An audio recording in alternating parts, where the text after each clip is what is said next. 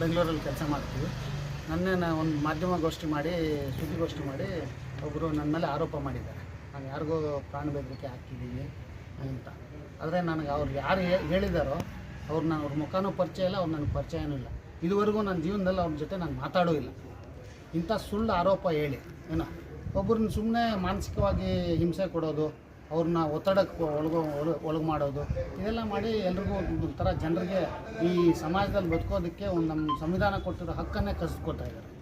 ಇವರು ನ್ಯಾಯಯುತವಾಗಿ ನಾವೇನಾದರೂ ಮಾತಾಡಿದರೆ ಹೌದು ಅದನ್ನು ಲೀಗಲಾಗಿ ತೊಗೊಂಡೋಗೋಣ. ಅವ್ರು ಸುಮ್ಮನೆ ಸುಳ್ಳು ಹೇಳೋದು, ಯಾವ ಪ್ರತಿಯೊಂದು ವಿಚಾರದಲ್ಲೂ ಸುಳ್ಳು ಹೇಳೋದು, ಇದನ್ನೆಲ್ಲ ಹೇಳಿಸ್ತಾ ಇರೋರು ಅವ್ರು ಯಾರೋ ಅವ್ರು ಹೇಳ್ತಾರಲ್ಲ ನನ್ನ ಹನುಮಂತಪ್ಪ ಅಂತ, ಅವ್ರು ಬಂದುಬಿಟ್ಟು ಏನಪ್ಪ ಶಪ್ರಿ ಅಂತ ಕರೆಯೋದು, ಇವ್ರು ಬಂದು ಹೇಳೋದು. ಇದನ್ನೆಲ್ಲ ರೆಡಿ ಮಾಡಿ ಫ್ಯಾಬ್ರಿಕೇಟ್ ಮಾಡಿ ಅವರೇ ಸುಳ್ಳು, ಇದೊಂದೇ ಅಲ್ಲ ಸುಳ್ಳು ಹೇಳೋದು, ಎಲ್ಲ ವಿಷಯದಲ್ಲೂ ಸುಳ್ಳು ಹೇಳಿದ್ದಾರೆ. ಅದನ್ನೆಲ್ಲ ಇದು ಮಾಡ್ಕೊಂಡು ಇಲ್ಲಿ ತನಕ ಬಂದಿದ್ದಾರೆ. ನಾನು ಹೇಳ್ತಾ ಇದ್ದೀನಿ, ಇವಾಗ ಜಯರಾಮ್ ರೆಡ್ಡಿ ಅವರು ಇವ್ರು ನಮ್ಮ ಮಾವ ಆಗಬೇಕು, ನಮ್ಮ ತಂದೆ ಅವ್ರ ಸೋದರ ಮಾವನ ಮಗ, ನಮಗೂ ಅವ್ರಿಗೂ ಒಂದು ರಿಲೇಷನ್ ಇದೆ. ಅವ್ರು ನಮ್ಮ ಮನೆಗೆ ಬರ್ತಾರೆ, ನಾವು ಅವ್ರ ಮನೆಗೆ ಹೋಗ್ತೀವಿ ಬರ್ತೀವಿ ಯಾವಾಗಾದರೂ. ಅದನ್ನು ಇಟ್ಕೊಂಡು ನಾವು ಇವ್ರ ಜೊತೆನೇ ಮಾತಾಡಲೇಬಾರ್ದು, ಇವ್ರನ್ನ ಎಲ್ಲರನ್ನೂ ಒಂದು ಸೊಸೈಟಿಯಿಂದ ಹೊರಗಡೆ ಇಡಬೇಕು ಅನ್ನೋ ಉದ್ದೇಶದಿಂದ ಇದೆಲ್ಲ ಪಿತೂರಿ ಮಾಡಿ ಇವ್ರು ಎಲ್ರಿಗೂ ಭಯ ಇಡಿಸೋದು. ಏನೋ ನೀವು ಬಂದರೆ ನಿಮ್ಮ ಮೇಲೆ ಕೇಸ್ ಹಾಕ್ಸ್ತೀವಿ, ಅಟ್ರಾಸಿಟಿ ಕೇಸ್ ಹಾಕ್ತೀವಿ, ನಿಮ್ಮ ಮೇಲೆ ಇದು ಮಾಡ್ತೀವಿ ಅಂತ, ಇನ್ನೊಂದು ಕೇಸ್ ಹಾಕ್ಸ್ತೀವಿ, ಇನ್ನೊಬ್ರು ಬೇರೆಯವ್ರು ಸುಮ್ಮನೆ ಚೂ ಬಿಟ್ಟು ಗಲಾಟೆ. ಇವ್ರೇನಂದರೆ ಈ ಸೊಸೈಟಿನಲ್ಲಿ ಎಲ್ಲರೂ ನೆಮ್ಮದಿಯಾಗಿ ಬದುಕೋದಕ್ಕೆ, ಏನೋ ಸಂವಿಧಾನ ಪ್ರಕಾರ ಎಲ್ಲರೂ ಯೂನಿಟಿ, ಇಂಟಿಗ್ರಿಟಿ, ಸಾವರ್ನಿಟಿ ಅಂತ ಹೇಳ್ತಾರಲ್ಲ, ಆ 3 ಪದನ ಅಳಿಸೋದಕ್ಕೆ ಇವ್ರೇನು ಅಂದ್ಕೊಂಡಿದ್ದಾರೆ ಅಂದರೆ, ನಾನು ಏನೋ ಹೇಳ್ತೀನಿ, ಇವ್ರು ಹಿಂಬಾಲಕರು ಇದ್ದಾರೆ ಒಂದು 10-15 ಜನ. ಅವ್ರೇನು ಗೊತ್ತಾ, ಅವ್ರು ಹೋಗ್ಬಿಟ್ಟು ಯಾರ ಮೇಲೆ ಏನಾದರೂ ಮಾತಾಡಂದ್ರೆ ಅವ್ರು ಮಾತಾಡೋದು, ಯಾರ ಮೇಲೆ ಗಲಾಟೆಗೆ ಹೋಗು ಅಂದ್ರೆ ಅವ್ರು ಗಲಾಟೆಗೆ ಬರೋದು. ಇದನ್ನೆಲ್ಲ ಪ್ರಚೋದನೆ ಮಾಡ್ತಾ ಇರೋದು ಹನುಮಂತಪ್ಪ ಒಬ್ಬರೇ. ಅವ್ರು ಬಿಟ್ಬಿಟ್ಟು ಬೇರೆ ಯಾರೂ ಇದರಲ್ಲಿ ಏನೂ ಇಲ್ಲ. ಇವಾಗ ನಮಗಾಗಲಿ, ನಮ್ಮ ಫ್ಯಾಮಿಲಿಗಳಿಗಾಗಲಿ, ನಮ್ಮ ಪ್ರಾಪರ್ಟಿಗಳಿಗಾಗಲಿ ಯಾರಿಗೇನಾದರೂ ತೊಂದರೆ ಆದರೆ ಮೇನ್ ರೀಸನ್ ಹನುಮಂತಪ್ಪನೇ ರೆಸ್ಪಾನ್ಸಿಬಲ್, ಬೇರೆ ಯಾರೂ ರೆಸ್ಪಾನ್ಸಿಬಲ್ಲೇ ಇಲ್ಲ. ನಮ್ಮ ಬೇರೆಯವ್ರು ಯಾರೂ ಶತ್ರುಗಳಿಲ್ಲ, ಬೇರೆಯವ್ರು ಯಾರಿಂದ ತೊಂದರೆ ಇಲ್ಲ. ಅದೇ ರೀತಿ ಇವ್ರ ಫ್ಯಾಮಿಲಿಗಳಿಗೂ ಅಷ್ಟೇ. ಇವಾಗ ಸುಮಾರು ಈ ಜಮೀನು ವಿವಾದ ಸ್ಟಾರ್ಟ್ ಆಗಿ 2013ರಲ್ಲಿ ಸ್ಟಾರ್ಟ್ ಆಗಿದೆ. 2013ರಲ್ಲಿ ಅವರು ಕೇಸ್ ಹಾಕ್ಕೊಂಡಿದ್ದಾರೆ, ಊರವರು ಹೊಸ ಜಯರಾಮ್ ರೆಡ್ಡಿ. ಕೋರ್ಟ್ ಏನಿಲ್ಲ, 2013ರಿಂದ 2021 ತನಕ ಕೇಸ್ ನಡೆದು ನಿಮ್ಮ ಊರವ್ರಿಗೆ ಸಂಬಂಧ ಇಲ್ಲ, ಇದು ರೆವಿನ್ಯೂ ಡಿಪಾರ್ಟ್ಮೆಂಟು ಮತ್ತು ಅವ್ರಿಗೆ ನಡೆದಿರೋದು. ಸೊ ಅದರಿಂದ ನಿಮ್ಮಿಬ್ಬರದು ಅಲ್ಲ ಅಂದ್ಬಿಟ್ಟು ಒಂದು ಇದು ಮಾಡಿದ್ದಾರೆ.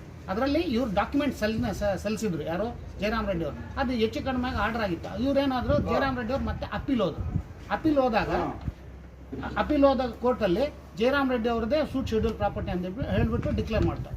ಇವಾಗ ನೆನ್ನೆ ಅವರು ಪ್ರೆಸ್ ಮೀಟ್ ಮಾಡಿದಾಗ, ಪ್ರಸ್ತಾವನೆ ಮಾಡಿದಾಗ ಒಂದು ಹೇಳ್ತಾರೆ, 2021ರಲ್ಲಿ ಆರ್ಡರ್ ಆದಾಗ ಇಬ್ಬರದು ಅಲ್ಲ ಆಸ್ತಿ ಅಂತ ಹೇಳ್ತಾರೆ, ಅದಕ್ಕೆ ಇದು ಗೌರ್ಮೆಂಟ್ದು ಅಂತ. ಆಮೇಲೆ ಅಪೀಲ್ ಹೋದಾಗ ಅದೇ ಕೋರ್ಟ್, ಮಾನ್ಯ ನ್ಯಾಯಾಲಯ ಏನು ಹೇಳುತ್ತೆ, ಇದು ಜಯರಾಮ್ ರೆಡ್ಡಿ ಅವ್ರದ್ದು ಆಸ್ತಿ ಅಂತ ಹೇಳುತ್ತೆ. ಇದನ್ನು ಇವರು ಮತ್ತೆ ಹೈಕೋರ್ಟ್ ಹೋಗಿ ಪ್ರಶ್ನೆ ಮಾಡ್ತಾರೆ, ರಿವೈಸ್ ಸೆಕೆಂಡರಿ ಅಪೀಲ್ ಹಾಕೋತಾರೆ. ಯಾರು ಹನುಮಂತಪ್ಪ ಮತ್ತು ಅವರ ಹಿಂಬಾಲಕರು ಯಾರು ಇದರಲ್ಲಿ ಇದ್ದಾರೋ ಅವರೆಲ್ಲ ಹೋಗ್ಬಿಟ್ಟು ರಿವೈಸ್ ಅಪೀಲ್ ಹಾಕ್ತಾರೆ. ಚಲಪತಿ ಅವರೆಲ್ಲ, ಅವ್ರು ಯಾರ್ಯಾರು ಇದ್ದಾರೆ ಅವರೆಲ್ಲರೂ ಹೋಗಿ ರಿವೈಸ್ ಅಪೀಲ್ ಹಾಕಿದಾಗ ಆ ರಿವೈಸ್ಡ್ ಅಪೀಲ್ ಏನಾಗುತ್ತೆ, ಡಿಸ್ಮಿಸ್ ಆಗುತ್ತೆ. ಅವಾಗ ಡಿಸ್ಮಿಸ್ ಆದರೆ ಈ ಸೂಟ್ ಪ್ರಾಪರ್ಟಿ ಓನರ್ ಯಾರು, ಹೈಕೋರ್ಟ್ ಪ್ರಕಾರ ಜಯರಾಮ್ ರೆಡ್ಡಿ ಅಂತ ಡಿಕ್ಲೇರ್ ಆಗುತ್ತೆ. ಜಯರಾಮ್ ರೆಡ್ಡಿ ಅಂತ ಡಿಕ್ಲೇರ್ ಆದಾಗ ಇವ್ರು ಖಾತೆ ಆಗಬೇಕು ಅಂದ್ಬಿಟ್ಟು ಸಿವಿಲ್ ಕೋರ್ಟಲ್ಲಿ, ಮಾನ್ಯ ಸಿವಿಲ್ ಕೋರ್ಟಲ್ಲಿ ಕೇಸ್ ಮಾಡ್ತಾರೆ. ಕೇಸ್ ಮಾಡಿದಾಗ ಇವ್ರು ಬಂದುಬಿಟ್ಟು ಸಿವಿಲ್ ಕೋರ್ಟ್ ಆರ್ಡರ್ ಕೊಡುತ್ತೆ, ತಹಸೀಲ್ದಾರ್ ಡೈರೆಕ್ಟ್ ಮಾಡುತ್ತೆ, 3 ತಿಂಗಳೊಳಗಡೆ ನೀವು ಖಾತೆ ಮಾಡಬೇಕು, ಇದಕ್ಕೆ ಪರ್ಮನೆಂಟ್ ಇಂಜೆಕ್ಷನ್ ಕೊಡ್ತಾ ಇದ್ದೀವಿ, ಈ ಸೂಟ್ ಶೆಡ್ಯೂಲ್ ಪ್ರಾಪರ್ಟಿ ಇವ್ರದ್ದೇ ಅಂತ ಹೇಳುತ್ತೆ. ಈ ಆರ್ಡರ್ ಬಂದ ಮೇಲೆ ಇವರು ಖಾತೆ ಮಾಡ್ಕೊಳ್ಳೋದಕ್ಕೆ ಅರ್ಜಿ ಹಾಕ್ಕೊಂಡಿರ್ತಾರೆ. ಯಾರು ಜಯರಾಮ್ ರೆಡ್ಡಿ ಅವರು ಅರ್ಜಿ ಹಾಕ್ಕೊಂಡು, ಈ ಅರ್ಜಿ ಹಾಕ್ಕೊಂಡ್ಮೇಲೆ ಇವ್ರೇನು ಮಾಡಿದ್ದಾರೆ, ಇವಾಗ ಜಮೀನು ಏನಾದರೂ ಅವ್ರಿಗೆ ಆಗುತ್ತೆ ಅಂದ್ಬಿಟ್ಟು ಒತ್ತಡ ಹೇರೋದಕ್ಕೆ ಸ್ಟಾರ್ಟ್ ಮಾಡಿದ್ರು ಇವರು ಎಲ್ಲರ ಮೇಲೇನು, ಜನರ ಪಬ್ಲಿಕ್ ಮೇಲೆ. ಇವಾಗ ಈ ಇನ್ಸ್ಟೆನ್ಸಸ್ಸಲ್ಲಿ ಹನುಮಂತಪ್ಪ ಅವ್ರು ಬಂದಿದ್ದು ಫಸ್ಟ್ ಟೈಮು ಈ ಇಶ್ಯೂನಲ್ಲಿ ಎಂಟ್ರ್ ಆಗಿದ್ದು 2021ರಲ್ಲಿ. ಆವಾಗ ಅಂದಿನ ತಹಸೀಲ್ದಾರ್ ಆಗಿದ್ದ ಸುಜಾತಾ ಮೇಡಮ್ಮು ಮತ್ತು taluk survey department, revenue department ಎಲ್ಲರೂ ಸೇರಿ ಏನು ಹೇಳ್ತಾರೆ, ಯಾವಾಗ ಕೇಸಲ್ಲಿ ಇಬ್ಬರದು ಇಲ್ಲ ಅಂತ ಹೇಳಿದ ತಕ್ಷಣ ಇವ್ನು ಸುಮ್ಮನೆ ಬಂದುಬಿಟ್ಟು ಒಂದು ಬೋರ್ಡ್ ನಾಡಿಸ್ಬಿಟ್ಟು ಇದು ಮಾಡ್ತಾನೆ. ಇವರು ಸುಮಾರು 1962ನಲ್ಲಿ ಅವ್ರಿಗೆ ಇದಾಗಿರುತ್ತೆ, ಮಂಜೂರಾಗಿರುತ್ತೆ.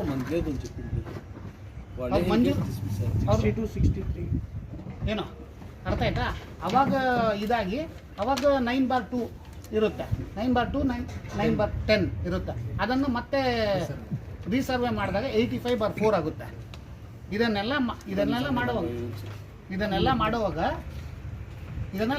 ನನ್ನೆಲ್ಲ ಸುಳ್ಳು ಆರೋಪ ಮಾಡಿಸಿರೋದು ಹನುಮಂತಪ್ಪ ಪ್ರಚೋದನೆ ನೀಡಿ ಈ ಥರ ಎಲ್ಲರ ಮೇಲೇನೂ ಆರೋಪ ಮಾಡಿಸಿದ್ರೆ ಅವ್ರ ಮೇಲೆ ಒತ್ತಡ ಹಾಕಿ ಏನೋ ಎಲ್ಲರೂ ಅವರಿಂದ ಇವಾಗ ನಮ್ಗೆ ಎಲ್ಲರನ್ನೂ ಇವರಿಂದ ಚದುರಿಸ್ಬೇಕು, ಏನೋ ಚದುರಿಸ್ಬಿಟ್ಟು ಅವ್ರದ್ದು ಇವಾಗ ನಮಗೂ ಅವ್ರ ರಿಲೇಷನ್.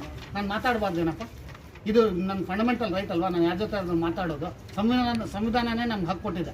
ಅದನ್ನೇ ಇವರು ವ್ಯವಸ್ಥಿತವಾಗಿ ಪಿತೂರಿ ಮಾಡಿ ಕಸ್ಕೊಳ್ಳೋದಕ್ಕೆ ಪ್ರಯತ್ನ ಪಡ್ತಿದ್ದಾರೆ. ಅಂದರೆ ಇವ್ರು ಇನ್ನೆಂಥ ಕೆಲಸ ಮಾಡೋದಕ್ಕೆ ಹಿಂದ್ಗಡೆ ಆಗ್ತಾರೆ, ಇನ್ನೆಂಥ ಕೆಲಸ ಮಾಡೋದಕ್ಕೆ ಹಿಂದ್ಗಡೆ ಆಗ್ತಾರೆ. ಸರ್, ಈಗ ಕೋರ್ಟ್ ಬಂದ್ಬಿಟ್ಟು 3 ತಿಂಗಳು ಒಳಗಾಗಿ ಖಾತೆ ಚೇಂಜ್ ಆಗಬೇಕು ಅಂತ ಕೊಟ್ಟಿದ್ದಾರೆ. ಹೌದು, ಈಗ 2 ತಿಂಗಳಾಗಿದೆ, ಇನ್ನೂ 1 ತಿಂಗಳಿದೆ. ಈಗ ನಿಮ್ಮ ಇದು ನೆಕ್ಸ್ಟ್ ಮೂವ್ ಏನಿರುತ್ತೆ ಸರ್? ಇವಾಗ ನಾನು ಇದರಲ್ಲಿ ಇಷ್ಟು ದಿವಸ ಇನ್ವಾಲ್ವ್ ಇರಲಿಲ್ಲ ಸರ್. ಇದುವರೆಗೂ ನಾನು ಇಷ್ಟು ದಿವಸ ಡೈರೆಕ್ಟಾಗಿ ಇನ್ವಾಲ್ವ್ ಇರಲಿಲ್ಲ. ಅವ್ರು ಏನಾದರೂ ನಮ್ಮ ಹತ್ರ ಬರ್ತಾಯಿದ್ರು, ನಮ್ಗೆ ಅವ್ರಿಗೆ ನೆಂಟೆಸ್ಟೋ ಇದೆ, ಬರ್ತಾಯಿದ್ರು ಹೋಗ್ತಾಯಿದ್ರು, ಏನಾದರೂ ಕೇಳಿದ್ರೆ ನಮ್ಗೆ ಸಜೆಷನ್ ಕೊಡ್ತಾಯಿದ್ರು ಅಷ್ಟೇ. ಇವಾಗ ಇವ್ರು ಹೇಳ್ತಾ ಇದ್ದಾರೆ, ನಾವು ಇವಾಗ ತಹಸೀಲ್ದಾರ್ ನಾನು ಹೋಗ್ಬಿಟ್ಟು ರಿಕ್ವೆಸ್ಟ್ ಮಾಡ್ಕೊತೀನಿ, ಮೇಡಮ್ ನಮಗೆ 3 ತಿಂಗಳೊಳಗಡೆ ಕೋರ್ಟು ಪರ್ಮನೆಂಟ್ ಇಂಜೆಕ್ಷನ್ ಕೊಟ್ಟಿದೆ. ಇಂಜೆಕ್ಷನ್ ಕೊಟ್ಟಿರೋದ್ರಿಂದ ಪ್ಲಸ್ ಆರ್ಡರ್ ಮಾಡೋದಕ್ಕೆ 3 ತಿಂಗಳೊಳಗಡೆ ಆರ್ಡರ್ ಮಾಡಬೇಕು ಅಂತ ಖಾತೆ ಮಾಡಬೇಕು ಅಂತ ನಿಮಗೂ ಆರ್ಡರ್ ಆದೇಶ ಮಾಡಿಸಿದೆ. ಸೊ ಅದನ್ನು ದಯವಿಟ್ಟು ತಾವು ಪಾಲನೆ ಮಾಡಿ ನಮಗೆ ಖಾತೆ ಮಾಡಿಕೊಡ್ಬೇಕು ಅಂತ ಹೇಳ್ತಾರೆ. ಅವರು ಇನ್ನೊಂದು ಇವಾಗ ಅಪೀಲ್ ಹೋಗಿದ್ದಾರೆ ಅಂತ ಗೊತ್ತಾಯಿತು, ನಮ್ಮ ನೆನ್ನೆನೋ ಮೊನ್ನೆನೋ. ಅಪೀಲ್ ಹೋಗಲಿ, ನಾವೇನು ಬೇಡ ಅಂತ ಹೇಳಲ್ಲ. ಅಪೀಲ್ ಹೋದ್ರೆ ಇವ್ರು ಖಾತಾ ಬದಲಾವಣೆ ಮಾಡಿ ಜಯರಾಮ್ ರೆಡ್ಡಿ ಅವ್ರ ಹೆಸರಿಗೆ ಮಾಡಿದ್ರೆ ನಾಳೆ ಒಂದು ವೇಳೆ ಅಪಿಲೆಂಟ್ ಕೋರ್ಟಲ್ಲಿ ತಾಲೂಕು ಅಡ್ಮಿನಿಸ್ಟ್ರೇಷನ್ಗಾದ್ರೆ ತಾಲೂಕು ಅಡ್ಮಿನಿಸ್ಟ್ರೇಷನ್ಗೆ ಹೋಗುತ್ತೆ, ಅವರೇ ಕ್ಯಾನ್ಸಲ್ ಮಾಡ್ತಾರೆ ಪಾಣಿನ. ಇಲ್ಲದ್ರೆ ಇವ್ರ ಹೆಸರಲ್ಲಿರುತ್ತೆ, ಬೇರೆ ಏನು ಇದಾಗಲ್ಲ, ಬೇರೆ ಏನು ಚೇಂಜಸ್ ಇರಲ್ಲ, ಎಲ್ಲ ಅವ್ರ ಕಂಟ್ರೋಲಲ್ಲೇ ಇರೋದು. ಪಾಣಿ ಕ್ಯಾನ್ಸಲೇಷನ್ ಎಸಿಗೆ ಹೋಗುತ್ತೆ ಹೌದು, ಬಟ್ ಆದರೆ ಒಂದ್ಸಲಿ ಕೋರ್ಟ್ ಆರ್ಡರ್ ಆದಾಗ ಇವರು ಒಬ್ಬೆ ಮಾಡಬೇಕಲ್ಲ. ಇವಾಗ ಕೋರ್ಟ್ ಆರ್ಡರ್ನ ಮೇಡಮ್ ಅವರು, ತಹಸೀಲ್ದಾರ್ ಅವರು ಒಬ್ಬೆ ಮಾಡಬೇಕು, ಎ ಸಿ ಒಬ್ಬೆ ಮಾಡಬೇಕು, ಡಿ ಸಿ ಒಬ್ಬೆ ಮಾಡಬೇಕು, ನಾವು as A citizens of the country ನಾವು ಒಬ್ಬೆ ಮಾಡಬೇಕಲ್ಲ. ಸರ್, ನಿನ್ನೆ ಹನುಮಂತಪ್ಪ ಹೋರಾಟ, ನಂತರ ಜಯರಾಮ್ ರೆಡ್ಡಿ ಪ್ರೆಸ್ ಮೀಟು, ಈಗ ತಮ್ಮ ಪ್ರೆಸ್ ಮೀಟು, ಇದರಲ್ಲಿ ನಿಮ್ಮ 3 ಜನರ ಉದ್ದೇಶಗಳು ಏನಾಗಿದ್ದಾವೆ? ಸರ್, ನಾನು ಹೇಳ್ತೀನಿ, ನಾನು ಇದರಲ್ಲಿ ಡೈರೆಕ್ಟ್ ಇನ್ವಾಲ್ವ್ ಇಲ್ಲ, ನಮಗೂ ಇದಕ್ಕೂ ಸಂಬಂಧನೇ ಇರಲಿಲ್ಲ. ಅವ್ರು ನಮ್ಮ ನೆಂಟರು, ಅವ್ರದ್ದು ವಿವಾದ ಇದ್ದಿದ್ದು, ಅವ್ರೇನೋ ಇದು ಮಾಡ್ಕೋತಾ ಇದ್ರು ಏನೋ. ಇವ್ರು ಸುಮ್ಮನೆ ನನ್ನ ಮೇಲೆ ಆರೋಪ ಮಾಡಿರೋದಕ್ಕೆ ನಾನು ಇವತ್ತು ಪ್ರೆಸ್ ಮೀಟ್ ಮಾಡ್ತಾ ಇರೋದು. ಇವರು ಹನುಮಂತಪ್ಪ ಇಷ್ಟೆಲ್ಲ ವ್ಯವಸ್ಥಿತವಾಗಿ ಪಿತೂರಿ ಮಾಡಿದ್ರೇನು, ಸೊಸೈಟಿ ಈ ಸಮಾಜದಲ್ಲಿ ಶಾಂತಿ ಭಂಗ ಮಾಡ್ತಾ ಇದ್ರೆ ಕೂಡ ಏನೋ ಶಾಂತಿ ಭಂಗ ಮಾಡಿ ಆ ಊರಲ್ಲಿ ನೆಮ್ಮದಿ ಇಳಿದೇ ಇರೋವಾಗ ಮಾಡಾಕಿದ್ದಾರೆ. ఆస్తి నష్టాలు ಎಲ್ಲ ಮಾಡಿದ್ದಾರೆ. ಎಲ್ಲ ಏನೇನು ನಷ್ಟ ಮಾಡಬೇಕು ಎಲ್ಲ ఆస్తి నష్టమైంది. మమ్మల్ని చిన్నోళ్ళు దావలో వస్తా ఉంటే కొట్టి చేసినారు, అట్రాసిటీ కేసులు వేసినారు, అన్నీ చేసినారు.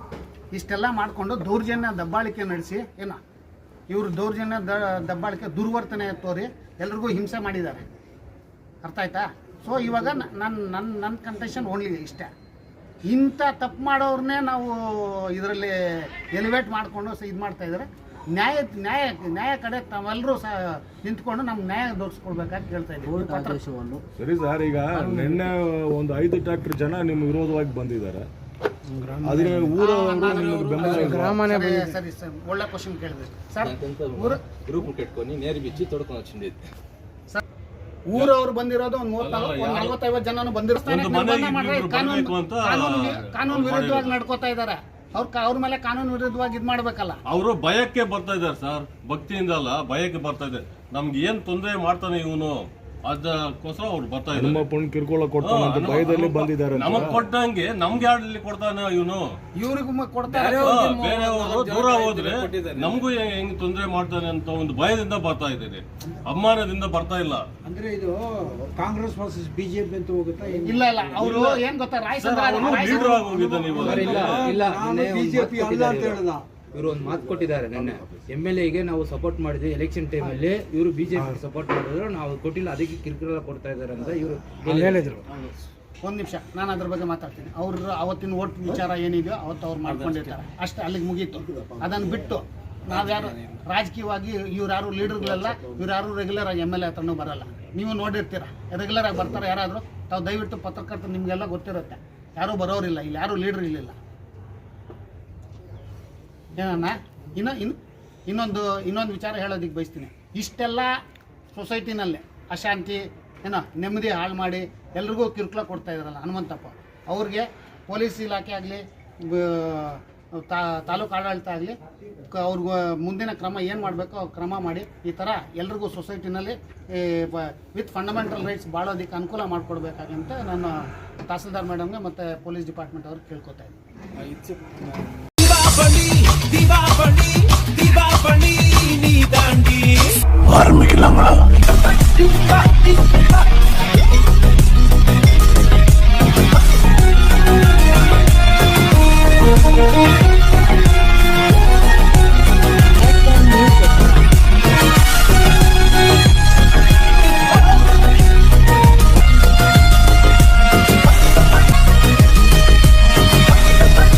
தரம் என்றும் நிரந்தரம், தரம் என்றும் நிரந்தரம், தரம் என்றும் நிரந்தரம். வாங்க.